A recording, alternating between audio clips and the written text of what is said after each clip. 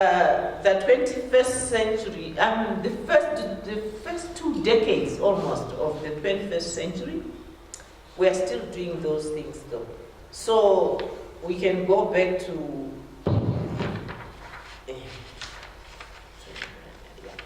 let me move on to the teaching of the 21st century, which is different. And so I describe those differences. Describe. There was now talk of things called competencies. And this is the language of the 21st century. And first of all, it's naming. You find, if you Google, you find 21st century teacher, 21st century learner.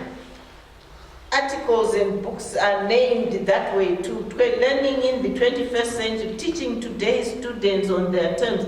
Those things were you never heard of 19th century teacher, 18th century learner, and so on, or 16th century. So that's a difference. And secondly, you have these things called competencies and attributes, where now students are not only supposed to have knowledge, but they should do something. Whatever they learn, they should do something and be someone. And then you have entrepreneurship, employability, sustainability, innovation, creativity. Those are 21st century words. Instead of objectives, you have outcomes, and you will see that the new curriculum and TPSs talk about TPS booklets. They talk about outcomes rather than objectives. We've gone beyond objectives, in other words. And so, yeah, those are things that make us now want to see how teachers will deal with. And if you are in SADC, there was a lot of talk of TVETs, technical, vocational, and educational training, as if that would solve all our problems. Yeah. So we have done all those things. The question now is, I think I have 10 minutes or so. So if you run through, you'll see all this kind of talk. You can have the paper afterwards. It's under construction. But you can then get the rest of it, as it were. Mine you can get. And then I'll construct it with your help. Because I won't be able to go through the whole thing. If you get to page 11, you will see a comparison and contrast. Yeah, page 11.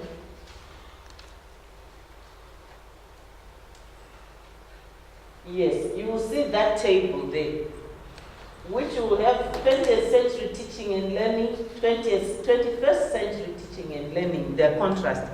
It's a long table. So you will be able to read, and I've given you the context of it in terms of what it is that I'm saying there.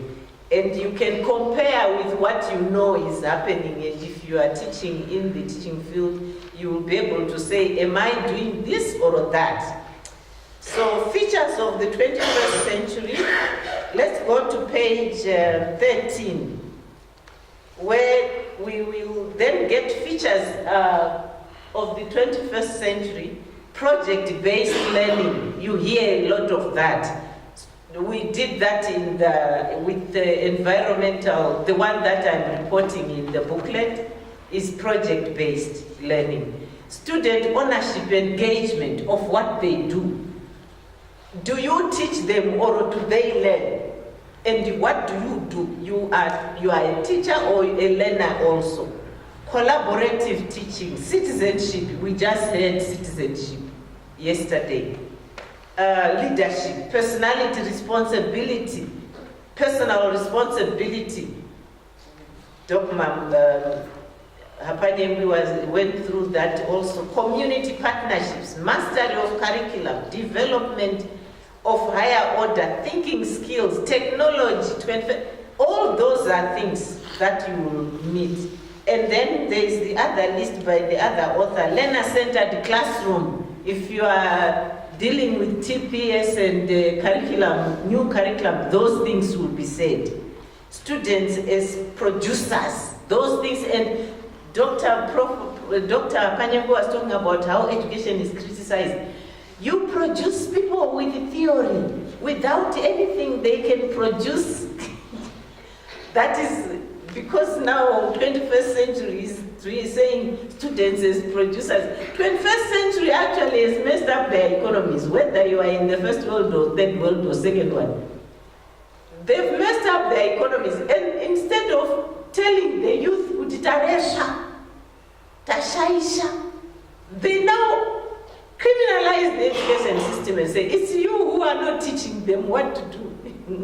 Meanwhile, we teach them these things. Previously, they've been able to survive in them with those things, but now each one must become an employer. But surely you need someone to employ even if you're an employee. Think of Econet. The Econet man is the entrepreneur. But how many people does he need to make his enterprise work? Right down to the food person who sells airtime on the street. He is still an employer. So those are things we debate in 21st century. You students as producers of things, learning new technologies, going global, being smart, using smartphones, blogging, going digital, collaborating, using Twitter chat, connecting, project learning, and so on and so on and so forth. And those things are there. There will be more things which we don't know about. One day, the man who started Facebook, or who predicted it, was asked, so, did you think it would be like this?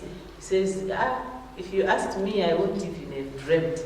So those are the things. So now the question that arose with me in my class, which I made the class do things, was, how do you teach now to operational? Because key thing about 21st century, you should be able to identify your own challenges. If you can't do it, then you cannot solve it. You can't find a solution to it. So ability to address concept, and in case if you read the abstract which I wrote, I said, what is a conceptual challenge? If you ask a teacher, what is a conceptual challenge? Because they went through workshops on this. But nitty-gritty now, bringing it down to the classroom, you are supposed to get your children to do those things, to identify. And you yourself as the teacher, what is a conceptual challenge? So, let's go to page 16. That's when we had to ask those questions.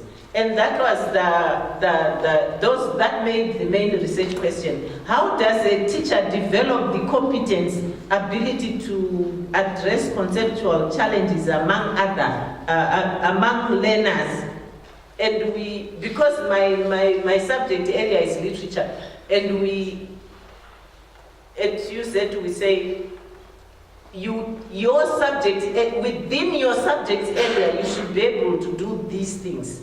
Teach creativity, teach this, and we got a very good demonstration yesterday by the science, the doctor from Bindura, when he presented his presentation.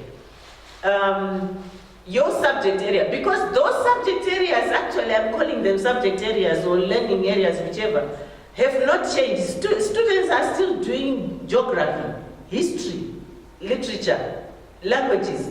They're still doing those things, chemistry. But within that, teach all these niceties, you see. And that's now how you practice. So this was meant to practice. And then the sub-questions was, how does one practice application of the teacher's subject knowledge and pedagogy, which is what you are required to do by the TPS, merge your knowledge and pedagogy. So how does a teacher do that?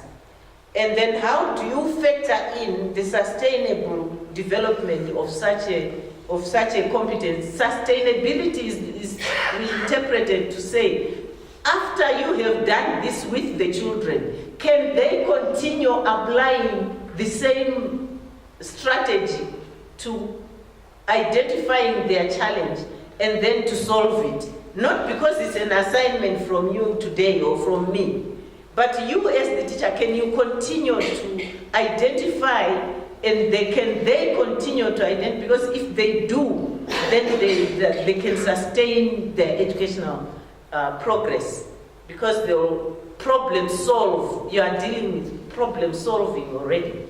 So that's what we did. And methodology is a bit quizzy. It's qualitative, and I used an assignment. I'm still looking for the intelligent jargon to make it academic. But I gave a series of questions to the students. Think of a conceptual challenge linked to your literature learning at the B.Ed level. Since you are a student for that degree, then at the same time, ask your students to think of a conceptual challenge linked to their learning of English. I was targeting English, which is my subject area. As a subject at the level you are targeting English, for me is important, because I say to them, you teach every child, you're supposed to pass it. Well, so if you are going to target English, you will have this versatility of targeting every child. Every teacher of English has that, because they teach English language, and that is taught across the school. So those questions guided their activities. You can go on to page 18. And they were to read. You just didn't say, I don't know what to do, so what do I do? You had to read to find the solution. And the children were to be asked to identify what their problem is and then find solution to them with the guidance of the teacher. And that they did. We shan't go through all the questions. The questions are there. You will read them, right? Yes, I'll give you this draft paper. I want to go to the results, because the answer to question whether the question one was what are the identified conceptual challenges? They had to work with questions in order to carry out them. So there were like 12, 13 questions. First one, what were they? Yes, they identified, and I want to quote from a grade 3 class, because they are both primary and secondary teachers. With the help of their teacher, this one grade 3 class identified the challenge of using capital letters, pronouns, spelling, prepositions, among many others. But they concentrated on these one by one. And so let's take, for example, the challenge on pronouns. It's on page 21. You're following.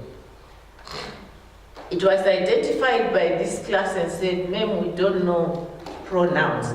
And I want to read to you the composition that the teacher gave in order to ask the students to identify why they couldn't pass it well. And they wrote their first samples. I'll read you just 2 samples of 2. The composition was my friend. The teacher gave the composition and then asked the children to say, what did you find difficult, which made you get less marks, fewer marks. And here's one, my friend. These are actual children's works. My friend is Nyasha Makombe. She lives in Kazozo village. Your friend's school is Kazozo Primary. Is trying to say my friend's school. She is in grade 3. She lives with a parent. The friend's favorite food is meat. My friend color is blue. My subject is agriculture. And so they needed to, so several came up with something like this or something worse. But it was, what does your mean? Your versus his versus hers. And at their level, sometimes you see when they write it under exam pressure, and they'll say something like her wife, I don't know if you've never found something. Some writing, his husband, you know. So, pronouns. They focused on pronouns. The way to do that, they did what they call a model.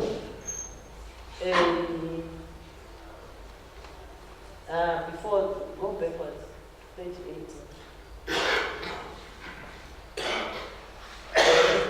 Yeah, pronouns. Go to 19, top 19. Yeah, that one they put together. They did what they call a model where they they constructed a picture of a boy and a girl, a big picture there, and then they had to practice that. This one is her. This one is his her, him, her, him, her, and then they practice, and then they practice physically themselves. Any boy walking by, it's him. Any girl walking, it's her. And they practiced like that. So they included the model of what but now the difference is that the teacher and the children were constructing those things. And then they worked out what games do these boys and girls play. They asked, the teacher asked them, what do you play? And the girls said, we play with balls. They were doing hopscotch. So they actually constructed a hopscotch team. What about boys? We like soccer. And they constructed a boy playing soccer, and they have a picture of that. And then that's how they practiced, she, he, and so on and so forth. But the outcome of that now, the outcome is that the next composition was, my friend is Angela Sokiri. She lives in Sadowera. She school, there's the hair missing, right? She school is Kasozo. Angela, she is grade 3. She lives with parents. Angela, her favorite food is rice and chicken. Her favorite color is green. She subject is English. Too much she. They still have to deal with her subjects and so on. But that's work in progress. The other one which they targeted was the children was capital letters. And once again, they had models that they did. And then they had, when do we use capital letters? This is grade 3 level now. When do we use it? And they said to use it. Then together with the teacher, they worked out. But the assignment was, don't tell them, let them come up with those, because they will remember better if they do it. So they came up with a list of when capitals are used and when they are not used. And then the next writing, of course, using capital letter. Where is John? I am in grade 3. The 21st movement. You know the 21st February? President's birthday. 21st movement. Great Zimbabwe ruins is built with stones. Moses saw a burning bush in Mount Sinai. Dear Uncle Thomas, our English lesson was interesting. Will you mark my book, sir? So they are now capitalizing more or less correctly, and so on and so forth. So this was a grade 3 class. The next example I want to talk about is grade 5. No, Form 3, sorry. The Form 3s dealt with these ones did spelling. The Form 3s were dealing with paragraph coherence, unity, and development. And the teacher said it was a harrowing experience. The grade 3 one wasn't too difficult, according to the teacher, but the Form 3 one said it was a harrowing experience. They ended up reading all textbooks that could be found in their school. All of them. There are about 5 of them. But the presentation that students did was done by PowerPoint. So they were pretty excited at the end of finding out sentence coherence and so on in the composition writing. Topic sentence, slide 1, slide 2. Move to page 24, that's where those things are. You will read them and then it will make sense because I will have. But you will read the rest, I think. I will leave the rest for you to read. So, were the research questions answered? First of all, what did we learn? We learned that the teacher would what did we learn? From there, we all learned, myself included, that teacher as a facilitator, meaning one who directs the learning path rather than dictate it. Children as young as those in grade 3 and mature as O-level, A-level. The A-level one ended up producing a DVD of a poetry class where they now were analyzing the poem rather than she trying to tell them the meaning. She was in the background, and in the DVD she's not even seen, and the students took center stage in directing their own learning. The Form 3 one, they ended up enjoying the process plus the outcome. And other students now from other classes were beginning to so it was a good outcome, and other teachers were buying into the ideas and so on. So when the research questions answered, it's usually that's the final question. They were answered. The answer to the main question, which sought to find out how a teacher can practice the application of his or her subject knowledge and pedagogy, so as to develop competence and so on, was given in the way teachers engaged learners in exercises that sought to address their conceptual challenges. The children came up with the challenges, and then teacher and them worked out. But in terms of the final answer, it's the children who gave those answers. They may not be perfect, but they were learning them. And the teacher did not lecture to them. That was the important part we were trying to do. And the DVD thing was really nice. It's an A-level class. So we thought we unpacked that part of it and how to do it. That the challenge comes, are they going to continue doing it when they know it's not Professor Moyena's assignment? But and what about the children? Are they going to...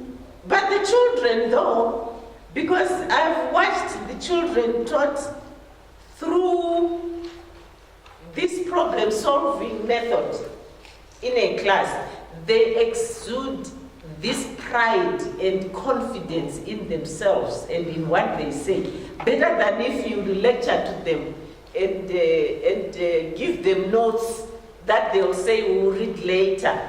They are very happy, and I watched another pre-service class just last week, 2 weeks ago, where it was a divinity class, where the teacher said when she got to this school, her mentor says, you need to lecture to them. These are completing students. They are in Form 6, upper 6th, and if you don't lecture to them, they'll fail. They need all the facts. So she insisted that she was going to make them research those things that need to be done. And she recorded the day when her mentor now bought into that kind of methodology and was also doing the same. But I watched the class giving out these the things they had researched. You have never seen such confidence, and they were quoting from authorities, they called them, and they were, it was funny, and they were really so authoritative in the way they were talking about the subject matter that the teacher said, okay, but you left out A, B, C, D, the class teacher, the mentor. And they said, yes, we found that. We thought we didn't have time to continue to cover all those things, but we had found it on page so-and-so of this book. And so I told them, if you carry on like this, you're going to get A's in your divinity. But yeah, it works. It has been working. So we continue to practice throughout. Sorry, I didn't have time to tell you about the non-reader. There are those who don't read, but who have talents. What we identified was some students who can't read, but who can print. They print very well. So as sustainability, you will read about sustainability and everything. Sustainability for that one was the teacher who showed me an advert from the Herald, which was calling for children, school children, to enter the sign writing competition. So she says, I'm going to give to those students of mine who can't write. They will win this, and so they will. So I gave an article which I read in the Reader's Digest of a child who could not read, but who ended up a neurosurgeon, pediatric neurosurgeon. Because we say to those who can't read and write, you don't have to be condemned. But you have a skill that's hidden somewhere where it can be fished out and you can excel. It could be in computers, it could be in sign writing, but fish it out. The new curriculum allows for those things. And that, for those children, will become their continuous assessment projects. Thank you.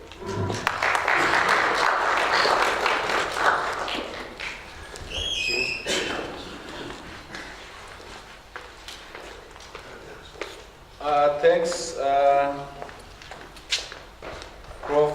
Moyana, for a very informative presentation. But Prof. Moyana, if you look closely, she's a very interesting character. This is how she is very interesting. That is besides her presentation. You see, all along as the chairperson, I was practicing democracy. So I did not show anyone time. The first presenter, I thought, hey, let me leave the dean to be slow. I didn't know that Prof. Moyana was going to be slower. And now I'm predicting the third presenter is going to be the slowest. Because I thought Dr. Abanyengi's presentation was long, not knowing that Prof. Moyana's was longer. So I'm predicting that the coming one will be the longest. So in terms of time management, the presenters have made my time management bad, the first one. Prof. Moyana, she made it better. So I'm predicting the bad to be the baddest. So I will have to put now I am no longer democratic. So to the third presenter, please, it's unfortunate that because of my experiences of the previous, now it's learning from experience. So I will be really strict on time now. But thanks very much, Prof. Moyana, for your presentation. You know what she did? She said, I think I'm left with 10 minutes. She was left with about 5. So I kept quiet. Then she went on and on interestingly. Then she concluded nicely. Then she moved off the mic and she continued with the business. Okay, thanks very much. Okay, interesting and very informative, and I think it is really a very inclusive type of education, that kind of research. And I hope, Prof. Moyana, you will get your requested responses for those who will get the paper, but I want to advise you to really make a follow-up. I'm not sure, you see, we are researchers, and we don't have time. So to get access to your paper, we will, maybe through our emails, but find time to look at it, that will be something else. So I think you really need to take some measures. I also want to commend the committee. I'm just saying this. My colleague from SA here, you see, it has been said that we have 16 languages in Zimbabwe. and this is the 16th language. And this is the first time that I am seeing this being practiced in the conference. From all the conferences that I have attended, this is the first time that I am seeing actually this being put into effect. So I think this is a difference. And also I was just checking from Dr. here, Dr. Mamvuto, I was checking from here to say how big in terms of quantity was the conference attendance from last year to this year. He said it's almost the same. So I was wondering, okay, what would be the factors? Then unfortunately the conference organizing Dr. Kwaira is no longer here, but I don't know how they do it. I don't know what evaluation you do after the conference, because you have to find out why did the numbers remain the same. Was either they could be more or they could be less, but there are factors that are causing that. I don't know if you will give the attendees some questionnaires to evaluate, because that is only how you may get most of this information to do a SWOT analysis of the conference itself. Because maybe I was not happy with the food, maybe I was not happy with, there are a lot of things that you may actually get from the people in terms of their feelings. But that is how we tend to grow. So. Okay, on that note, let me invite, I'm not sure of the title, but respecting the title, I will invite the third presenter, the third and last for this session before we break for tea, and Muzane Namo to give us a presentation on the impact of caregivers' reaction to preschool children's initiative behaviors. The case of 2 ECD centers in Chitubiza, Elbe. Thank you.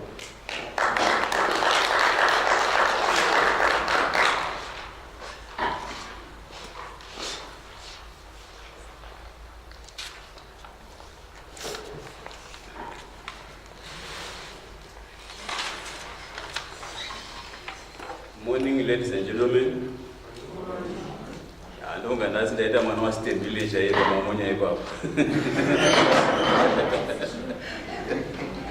So yesterday it was the kiss.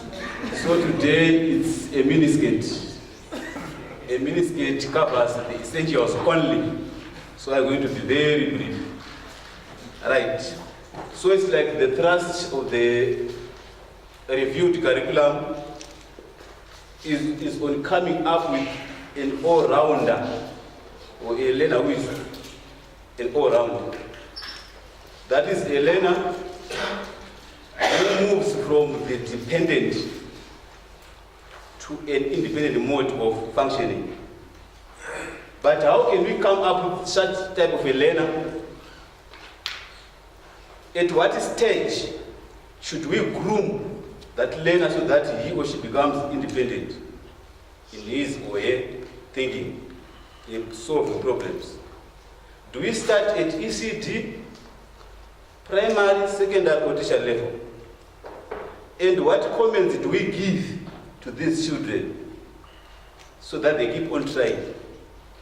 So in a way, there are certain comments that we give that may make or break a child's life. So, my topic is already alluded to or was shown on the screen, that says the impact of caregivers' reactions on preschool children's initiative behaviors. Right. Background of the study. In Zimbabwe, just like in other countries, there are people who take care of children. They may be biological parents, guardians, caregivers, siblings. So these people have something to do with the upbringing of that child who is under their custody. These children, young as they are, according to Erickson 96, who is a classical theorist, manifest various initiative behaviors. The same happens when these children are at preschools. They manifest a variety of initiative behaviors without the instigation of the teacher or the caregiver. So this setup is a number of implications to us as teachers, caregivers, parents, siblings. What should we do to boost that initiativeness in the children? If I'm correct, I often hear that the Master 323 was designed by a grade 4 child. So what type of background did that child have? What type of comments were given so that he or she came up with that design? If you look at the electric bulb, Thomas Edison left at the electric bulb after 10,000 attempts. What type of comments were he given when he was young? If you look at the Merriam-Webster dictionary, it is a product of 28 years. What type of comments, what type of environment did she live so that she came up with the dictionary, so that you can, even within some seconds, you can flick and get the meaning of the words in that dictionary. So the comments that we give have an impact on the children's upbringing. Right, those are the research questions. But the main one is, what is the impact of caregivers' reactions on preschool children's initiative behaviors? And those are the sub-research questions. What initiative behaviors do preschool children manifest? 2, how do caregivers react to preschool children's initiative behaviors? 3, how do caregivers' reactions influence preschool children's initiative behaviors?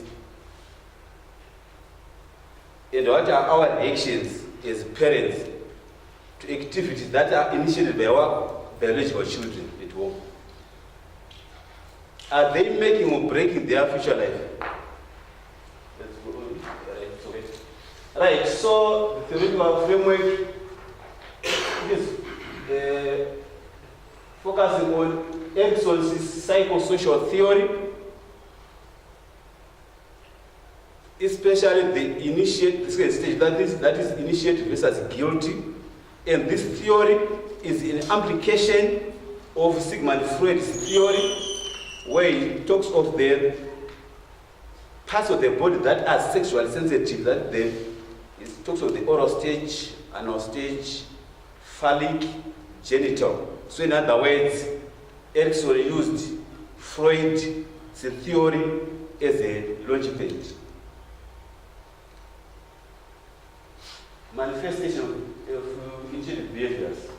So according to Erickson, children manifest a number of initiative behaviors on their own without spelling eyes.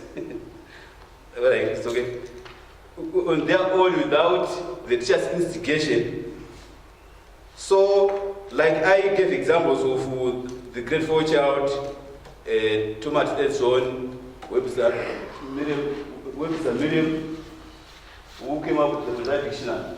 So, in other words, if we groom our children, they may be employment creators instead of employment seekers.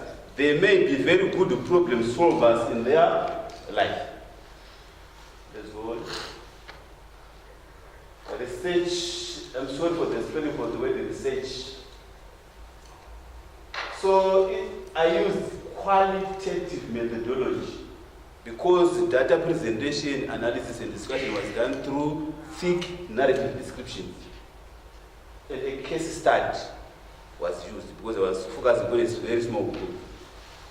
And the sampling procedure was purposive. Why? Because I was doing it for a purpose to identify how caregivers react to preschool children's initiative behaviors, whether they make or break the children's lives. So 10 ECG teachers were selected. That number is inclusive of those who are on TP. Are they noting down these initiative behaviors in their anecdotal records. And what do they say as the way forward? In terms of data collection procedure, I used interviews where I gave open-ended questions so as to guide them. Document analysis, direct observation. Let's go on. Right, then there was thematic analysis of interview results and the content analysis from the documents. Let's go. Discussion and findings. So the findings as well as the recommendations were derived from the research questions. The 3 research questions. So the first one I said, initial behaviors preschool do. So I'm saying preschoolers initiate a number of activities. One may decide to wash his or her clothes at a tender age, because we are talking about the 3 to 6. Someone may decide to dress him or herself. Or do we take our children to the market?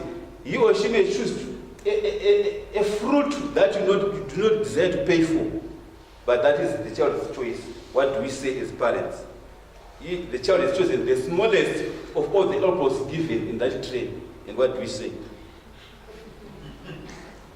Are we saying, no, take the bigger one? But it means we are now deciding for the child. Let that child take that, the smallest of all the apples in the tree. Because that is what he or she decided. So that in future life, he or she does not depend on other people's decisions. He or she has to be very independent. Right, caregivers' reactions on preschool children's reaction behaviors, like what have to do, influence of caregivers' related, what have to do again. Right, let's go. So as the recommendations, I'm saying workshops and seminars should be conducted, starting at the school level, going up the district, even the region, focusing on how we can boost initiative behaviors among the preschoolers. Because we have other teachers who need reskilling, they are not aware of some of these issues. Another point, all preschools should be manned by ECT teachers because they have better ideas on the needs and interests of the children. So if someone is trained, an ECT trained teacher, that person may have the spirit of motherhood or fatherhood that knows no biological distinction. He treats these children as if they are his own. And he treats these children again as children but not as small adults. The last one is all preschools should have standard ECD classrooms, well maintained. Right. In terms of movement, what happens normally in schools, the ECD classes are given the smallest of all the classrooms, or the smallest of all the classrooms at that school. I explained that when I was still at German Pole in Shabani, they were given an office. To get light into that office, you have to open the door, no windows.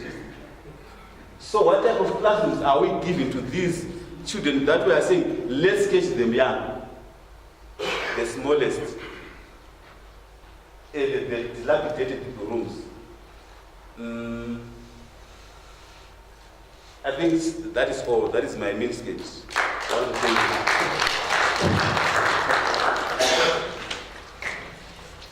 Thank you very much.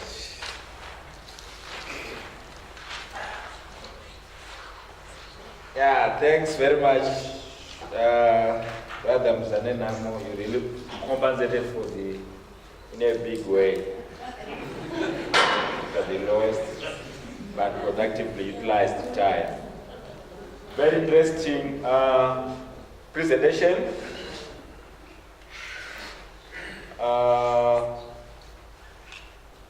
His focus, I think, if I am just to say something, I think it is on the quality of, I'm not sure if I can call it feedback,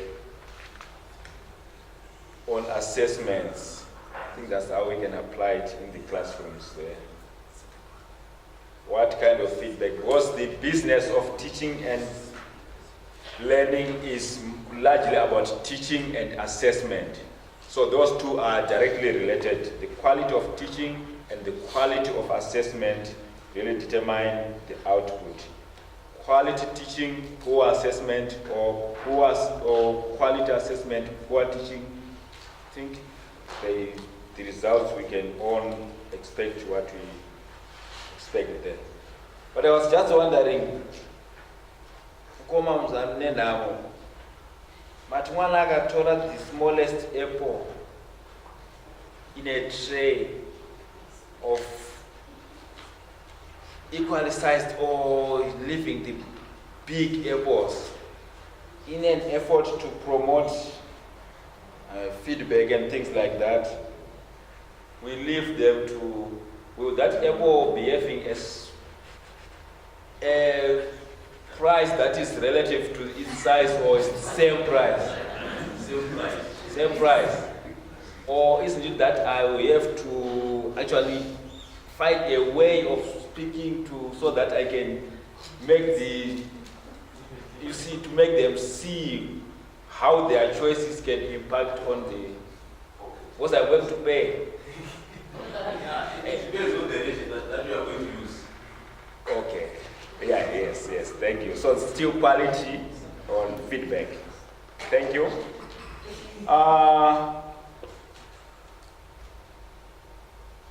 I think based on that, it's now time if we have any questions, comments, suggestions to the three presenters for the morning. So let me take this opportunity to have. I'm not sure where the mic is, but maybe we can, yeah. Okay. Yes, doctor there. Can I have the second? Okay, the second is there. Any third? Okay, I have noted you two. I will the third, then I will come for the second round. Okay, let's start. Yes, doctor. Thank you very much, Mr. Chairman. Mine is directed to Dr. Kanyengwi on his topic, entitled Reflections on Professionalization of the Teaching Profession in Zimbabwe. My question, basically in short, is, in your honest opinion, what are the chances of us as a country successfully professionalize our teaching? I don't know whether to call it profession, because it's not yet a profession.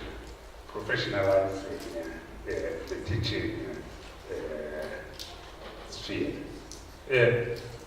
This basically comes from your articulation. You have put the finger on the pulse and say here, for a teaching sphere to be called a profession, there must be a possession of a broad specialized knowledge, which is true. Secondly, there must be a high degree of professional autonomy. That is very important, because if you look at the teaching profession, it ranges from preschool teachers all the way to professors. Right? And if you were to go to the obstacle that you highlighted, you said untrained teachers are being enlisted as teachers, which means they don't possess a board of specialized knowledge. Now, the diversity, this wide diversity and wide range, for example, those at the lower level have to be in service by the employer. So the employer has to say, you have to do it this way. You have to teach it this way. On the upper end of the spectrum, with the professors who are experts in their own field, and they don't need any guidance, so that if they were in their own category, they already qualify to be a profession. But at the lower end of the spectrum, the situation seems to be rather thin. Efforts are being made to make sure that the teaching profession doesn't have untrained teachers, but we still seem to be having a challenge here. So the question is, how high are the chances for us to actually achieve that in our country? Thank you very much.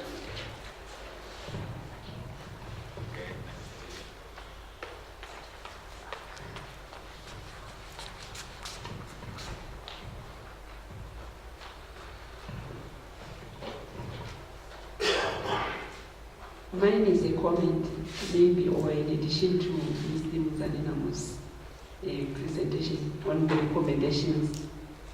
Probably starting at a episode would be a bit late. I thought we could have a recommendation whereby parental education is done so that parents know the effects of their comments on the child's emotional and social development. Thank you.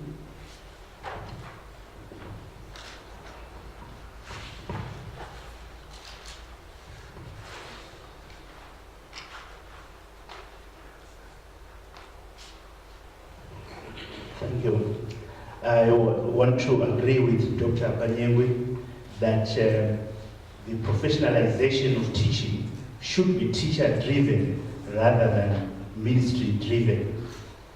However, as Dr. Maher has pointed out, professions normally cater for a much narrower range of membership. Now, you'll notice that with the Law Society, for example, or even take the Health Professions Council, one of their main tasks is gatekeeping. And they deliberately try to keep their numbers relatively small. I recall talking to the Dean of Law that when they started the part-time program for the law degree and were taking fewer points, they had strong resistance from the Law Society because they were opening the floodgates. The more members you have, the fewer or the less money you are going to charge. It's a question of supply and demand.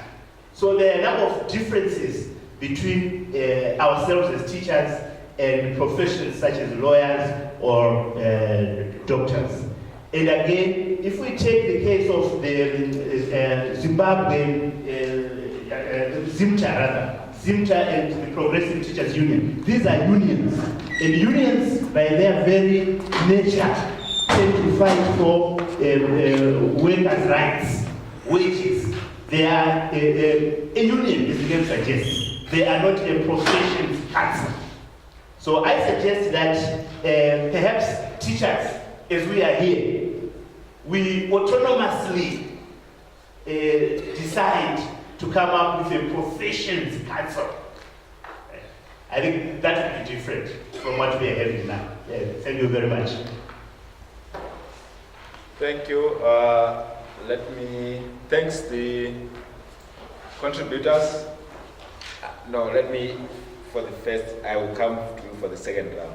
Let me allow Doctor to respond.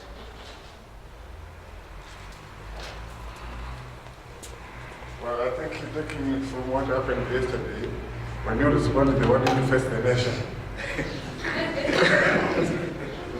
Well, I think I just wanted to agree with the Dr. Namasaso's case that yes, in education, in teaching, I think the challenge is we have too much unionization, and that may militate against the professionalization of teaching.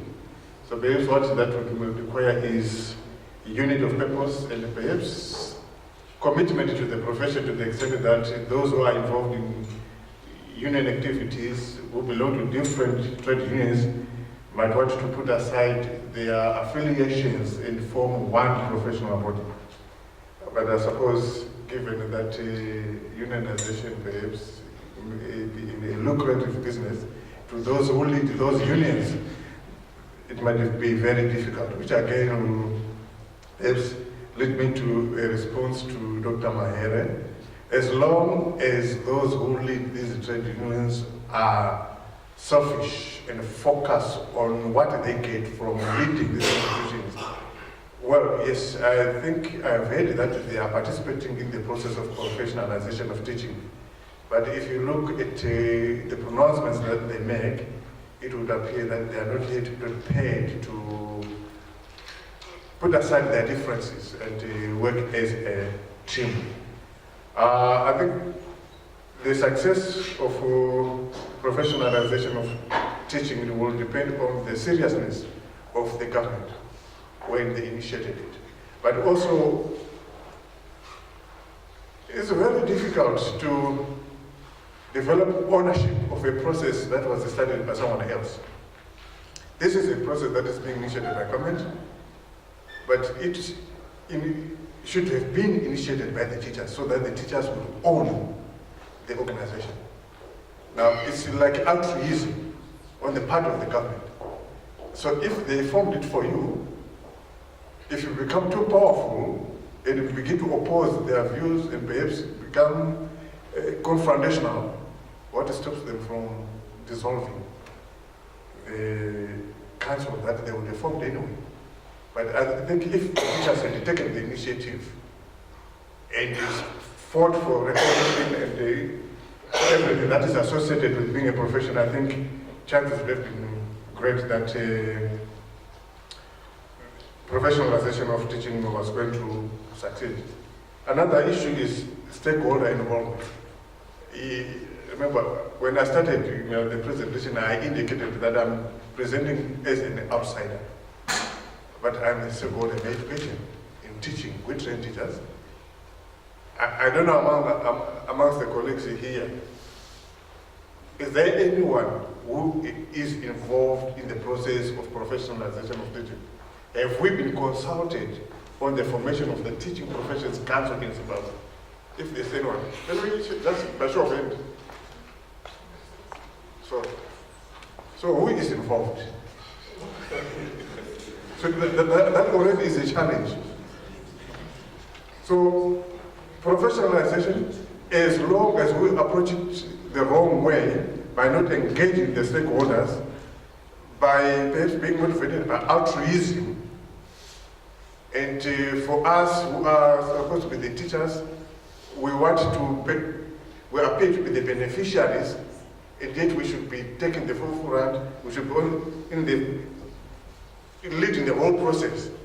I think that creates challenges for the professionalization of teaching. And also the idea of untrained teachers. Well, when I completed my A-levels, I went into teaching. And I thought that was good. I thought I knew, I thought I did everything. When I started training as a teacher, that is when I realized, oh, I wasn't actually teaching. So, I think the best way is for you to those who are in the teaching profession to look at that and convince the authorities that perhaps allowing people without a teaching qualification into the classroom is the wrong thing to do. We should never allow that to happen if professionalization is to succeed. Thank you.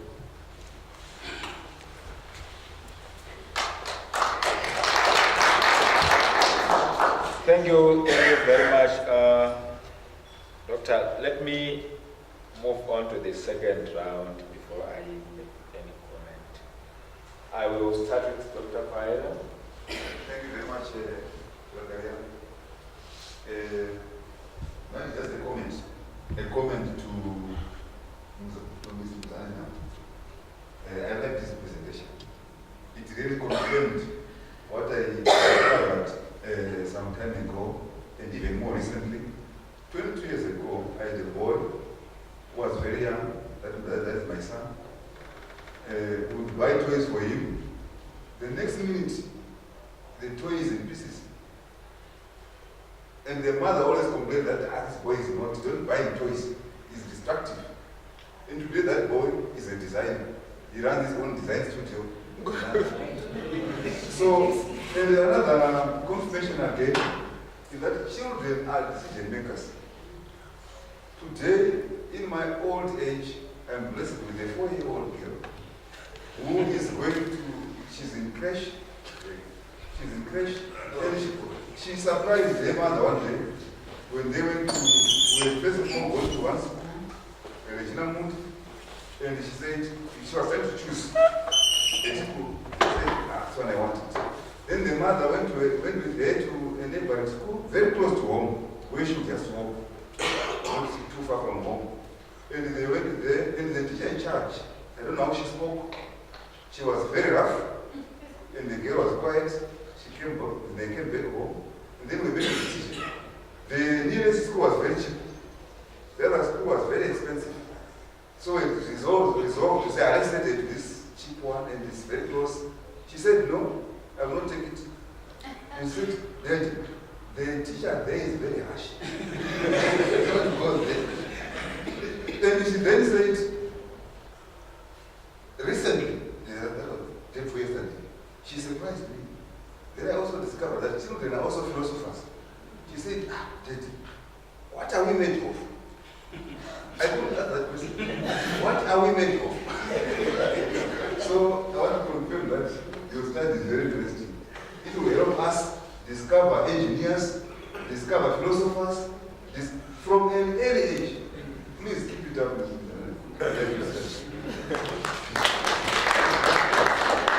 Okay, thank you very much. Mine is directed to Mr. Zanenamo. Zanenamo made 3 recommendations. One focusing on seminars, conducting seminars, the other one focusing on having trained ECD teachers, and then the third one focusing on having standard classrooms. My question is, to what extent do those recommendations emanate from focus of the study? Because I thought maybe they are too broad, looking at the focus of the study. I thought maybe if we could look at implications at classroom level in terms of methodology and pedagogy. Thank you very much. thank you. Possibly the third and the last, someone with a burning question. Okay, so let's respond. Thank you, Seth. So it's like what I did was to give an appreciation of the whole document. Otherwise, if you look at the full document, you can see that some of these items are not bound as I presented. And on the implications, I want to believe I gave very few implications. I would like to thank you and I will take that into consideration. Thank you. Thank you very much. I think on that note, we have to make it a point that for now, for this session, that has been enough. I just want to support Dr. Abanyangi's argument here. I think nothing is impossible. Because everything we will say, everything we will want to achieve, it is possible. It is. The issue is the will and the zeal. Because always there will be a way. Because for me, he demonstrated here poor stakeholder consultation or no so far in this room. And here, this look at this kind of the magnitude of impact of this kind of occasion or event on national development. And so for me, progress simply rests upon rising above personal egos and egocentric tendencies. Everything is possible. On that note, I will quote Thomas Edison. Thomas Edison said, if there is a better way, please find it. I'm sure you'll find that quote on the 2 kg, 2.5 kg Hallett's sugar. That's where it is. That was Thomas Edison. Then there was also, I will just conclude now, and now unfortunately I'm failing to find my, okay. Charles M. Schwab said when a man has put a limit on what he will do, he has put a limit on what he can do. And James Allen said all that a man achieves and all that he fails to achieve is a direct result of his own thoughts. So, on that note, and interestingly, I was teasing Dr. here. I asked him to recite the definition of an emperor. He did that successfully. But then, I'm wondering, was that rote memorization or that was constructive teaching? Because we know rote memorization, you get it and you forget it. But now, for years, he will never forget it. So was that rote memorization? The problem is he doesn't understand it. That's the problem. He can recite it, but he doesn't know what it means. Okay. So the motivation to not to forget it was because he doesn't understand it. Yes. Maybe. Yes. Okay, thanks very much. I think we will now take the 30 minutes tea break, please, exactly after 30 minutes. Will we be back, all of us? Maybe, let me leave it to you. Right, thank you very much. In fact, at high school, I was called DG McKinney. Why? Because I knew how to draw every diagram in DG McKinney. Right, we are going to break for tea, ladies and gentlemen. At exactly 20 to 12, we come back. And then we are going to have, I think, 3 presentations. C. Pedzisai, B. Taringa, M. Madondo, so there are 4, and Kariana Mzenda and Mzenda. Those are the presentations that we are going to have after tea.